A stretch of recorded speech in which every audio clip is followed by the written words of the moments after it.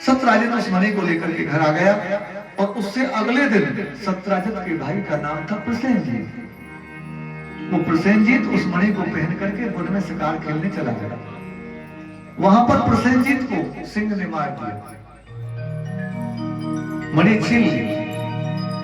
जब 3-4 दिन तक प्रसेनजीत लौट करके घर नहीं आया तो सत्यराजित के मन में चिंता हो गई। वह अपने भाई की खोज में गया। सुबह से घर से निकलता, खोजते खोजते शाम हो जाती, शाम को घर में थक हार करके बैठ जाता। 1-7 दिन हो गए खोजते खोजते, लेकिन प्रसेनजीत का कहीं अता पता नहीं चला। सत्यराजित के मन में ये बात बैठ गई कि ऐसा लगता है कि शायद कन्हैया ने ही मेरे भाई को मरवा दिया और मरवा करके मणि ले ली और उसकी लाश को समुद्र में फेंकवा दिया।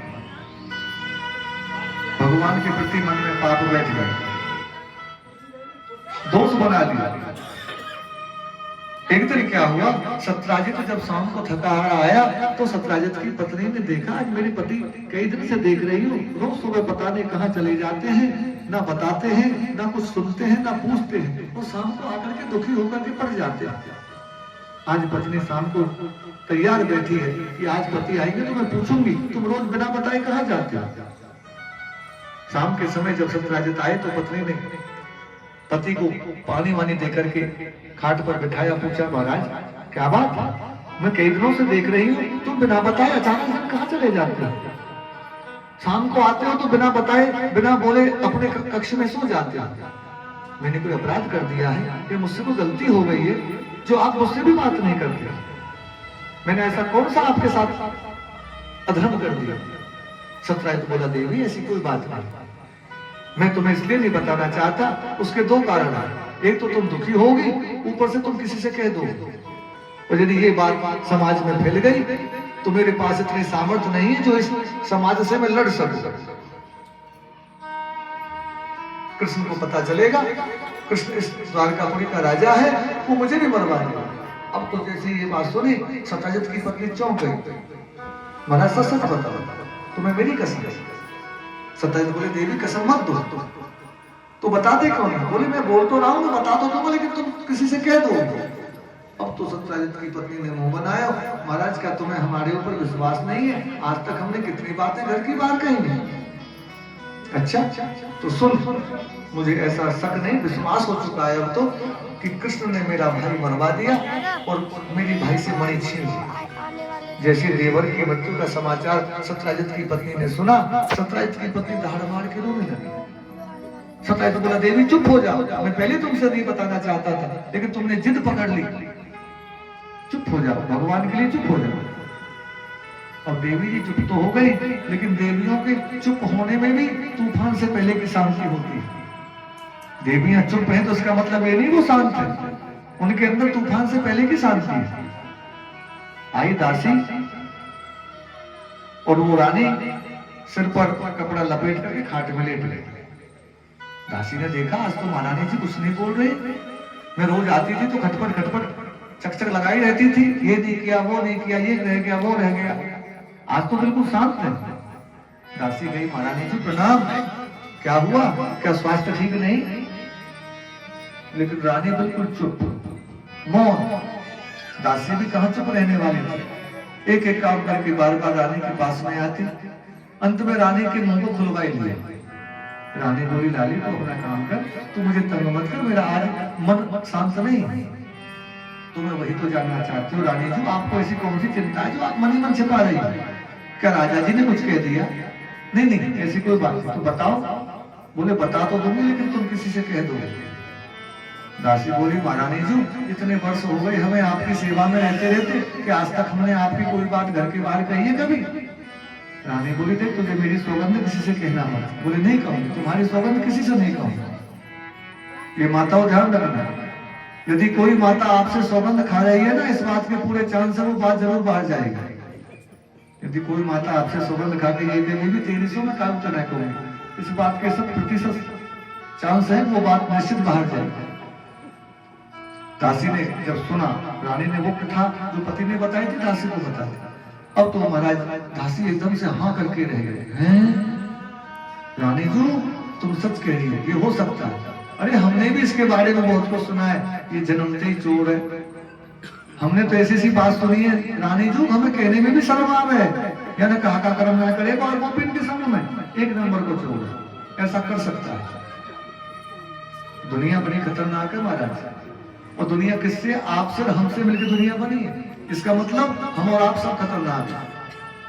दुनिया में तो हम भी रहते हैं। नारी खाने के बिना रह सकती है, लेकिन नारी कहे बिना नहीं रह सकती, क्योंकि नारी जाति को युधिष्ठिर का श्राप है। जिस समय कर्ण की मृत्यु का समाचार कुंती को मिला और कुंती कर्ण की मृत्यु पर रोने लगे, और युधिष्ठिर जी माँ के पास गए, माँ तुम रो क्यों रही हो? आज तो हमारी विजय का दिन है, आज तो हमारा बड़ा परम शत्रु मारा गया। माता कुंती बोली, युधिष्ठिर चुप हो जाओ, चले जाओ यहाँ से, मुझे रोने दो। यदि आज में मैं नहीं रोई तो मेरे आंसू मुझे डुबा देगा, मैं आंसू में डूब जाऊंगा। लेकिन धर्मराज ने जब बार बार पूछा तो माता कुंती ने तब बताया, बेटा जिसको तुम अपना शत्रु कहते हो वो तुम्हारा ज्येष्ठ भ्राता था, वो बड़ा भाई था, वो तुम्हारा शत्रु नहीं था, वो मेरा बड़ा पुत्र था। जैसे धर्मराज ने सुना कि मेरे भाई का वध मेरे भाई ने कर दिया, धर्मराज उसी समय रोने लगे और हाथ में जल लेकर के अपनी माँ को श्राप दे दिया, माता आज मैं संपूर्ण नारी जाति को श्राप देता हूँ, आज के बाद वो कोई भेद नहीं छुपा पाएंगे।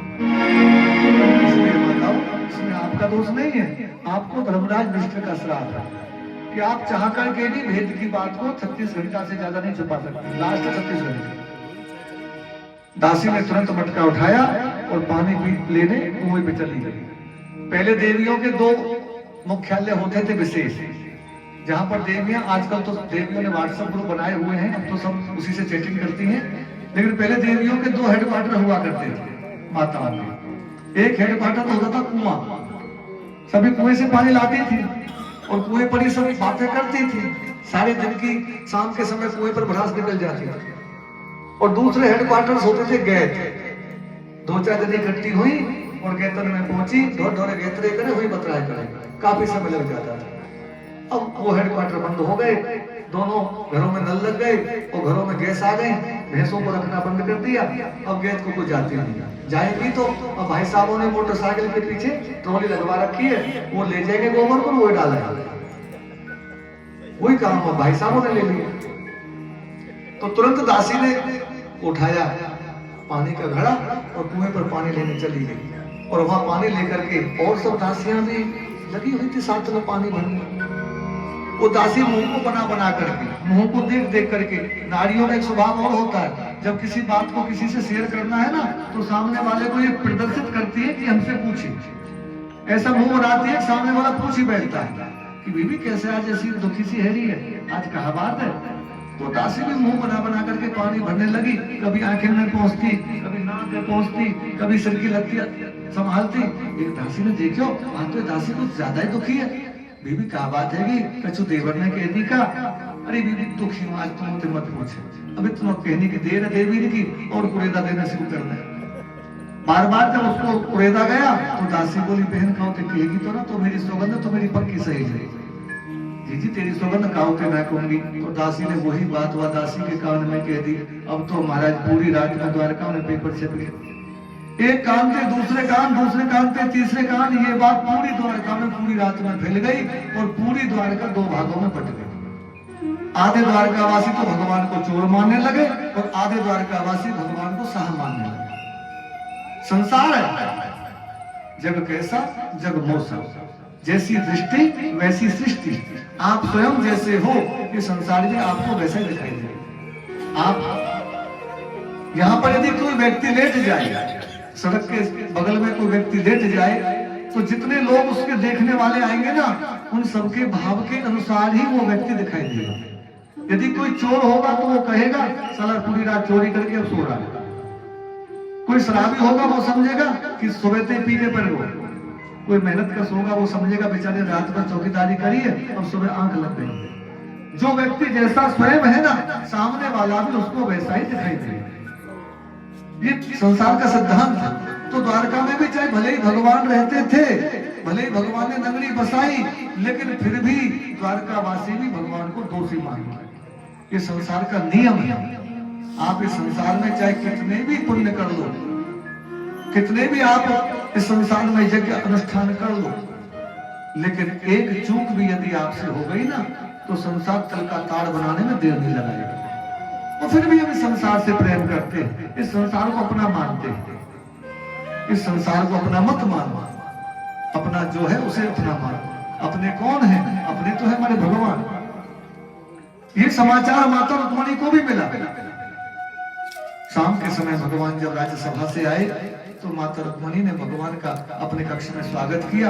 उनके चरण धोए, उनका मुकुट उतारा, उनके पीतांबर को टांगा, उनके मस्तक का पसीना सुखाया और उनको हवा करके ठंडा जल पिलाया। और जब भगवान पलंग पर पौड़ गए तो माता रुक्मणी भगवान की चरण वंदना करते करते बैठ गई। और माता रुक्मणी भगवान से बड़े मीठे शब्दों में बोली, प्रभु आज एक विनती है, आप आज्ञा करें तो मैं करूं।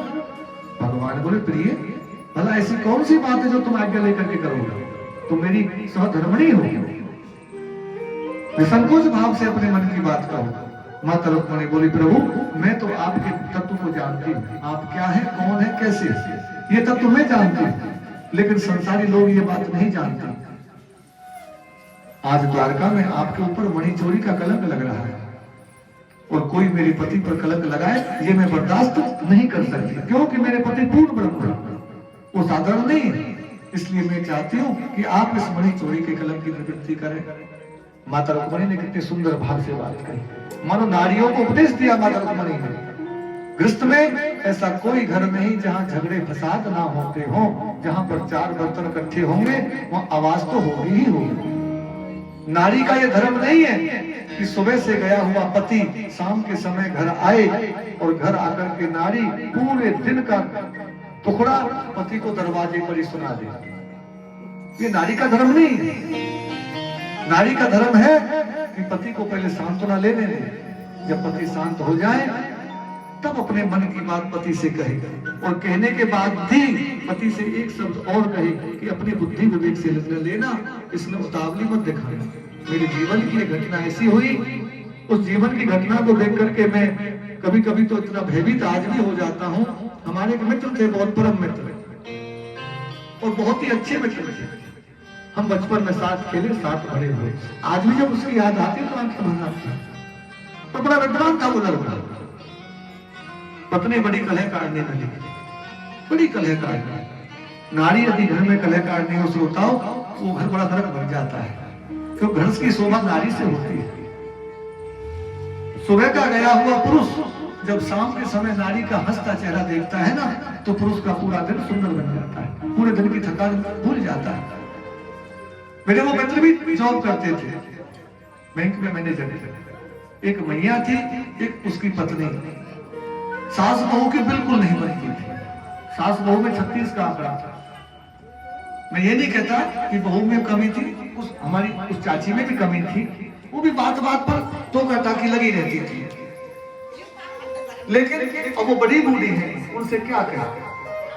दोनों का झगड़ा बहुत बढ़ गया और एक दिन वो ड्यूटी से आए, आने के साथ ही क्या देखा कि हमारी जो भाभी जी थी उन्होंने एकदम से चौखट पर ही अपने पति को पकड़ लिया और बोले, मैं तो अपने पीहर जा रही हूँ, मुझे तुम्हारे घर में नहीं रहना, ऐसी हथियारी सास मुझे नहीं चाहिए। अब रोज रोज के झगड़ों से जीव तंग हो जाता है।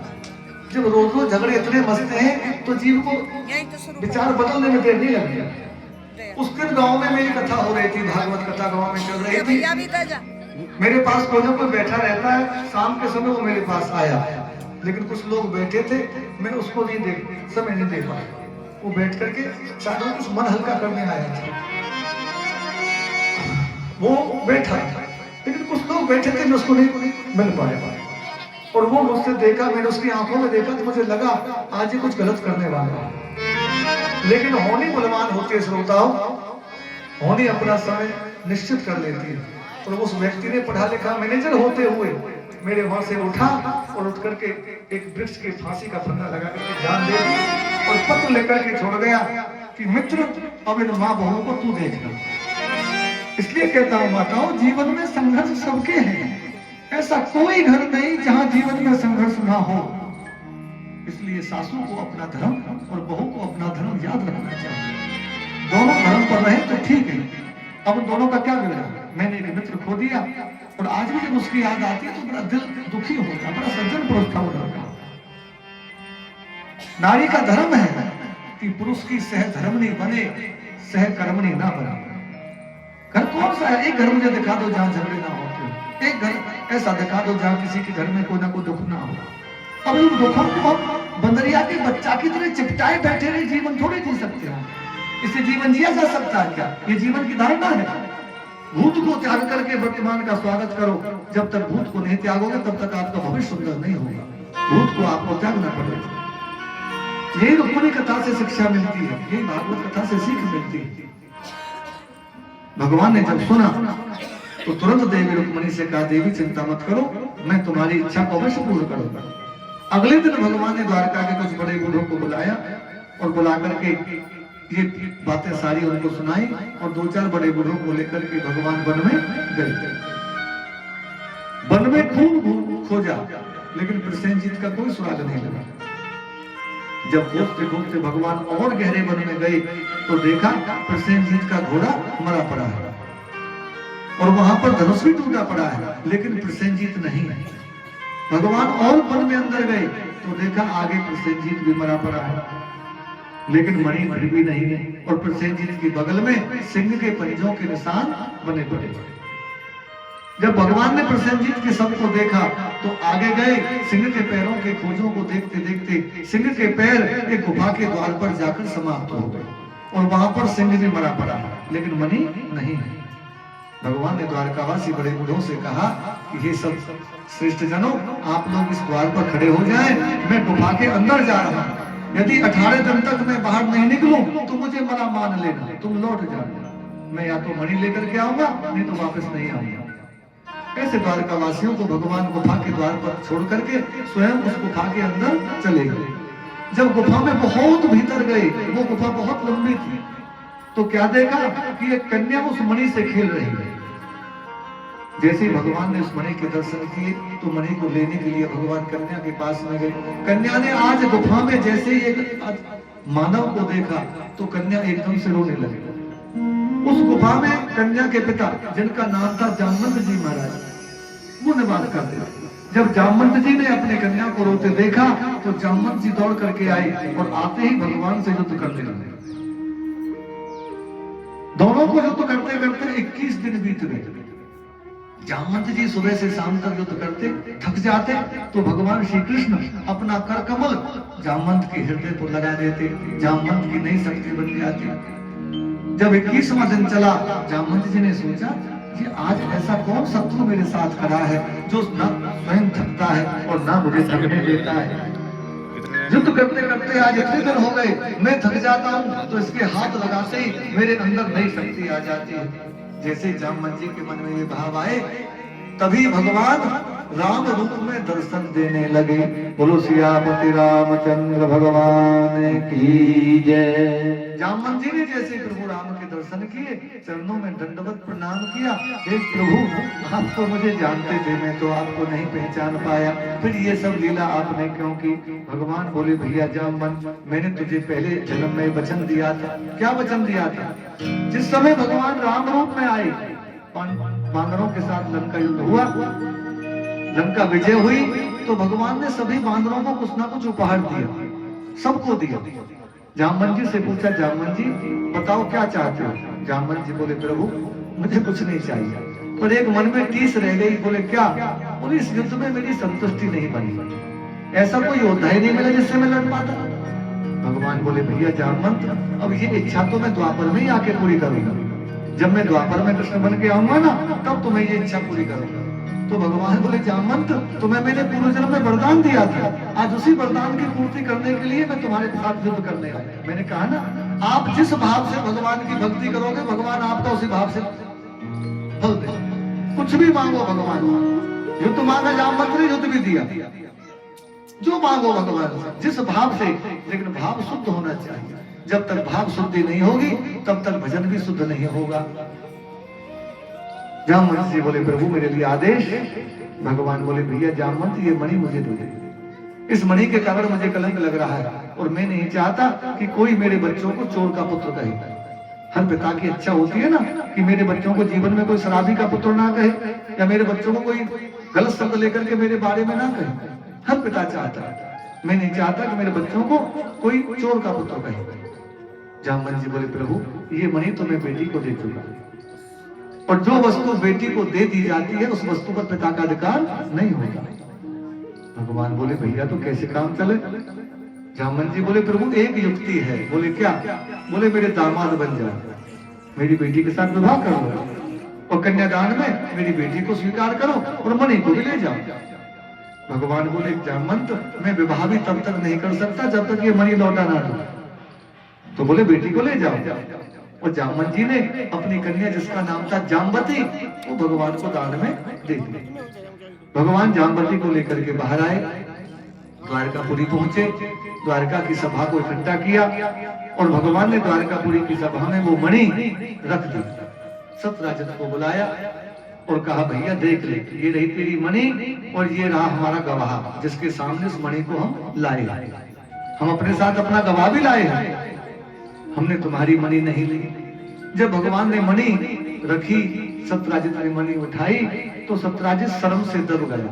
जैसे ही मणि सत्यराजित को वापस मिली, अब दुनिया फिर बदल गई। अब पूरी द्वारकावासी सत्यराजित के विरुद्ध हो गए। अरे हमें तो पहले ही पता ही, भगवान के पास कहा कमी है भैया, वे क्यों चोरी करेंगे, या सत्यराजित की बुद्धि खराब है गई जो है ना भगवान पे दोष लगाए। ये दुनिया बड़ी दुरंगी है माया। अब तो सत्यराजित परेशान, जहाँ गली में से भी निकले वही गली में सत्यराजित को सब गालियां। सत्यराजित का निकलना बंद हो गया। पत्नी से बोला देवी हम तो और बुरे पड़े। सत्यराजित की पत्नी बोली महाराज एक उपाय तुम्हें बता सकती हूँ। बोले क्या? बोले भगवान को अपना दामाद बना लो।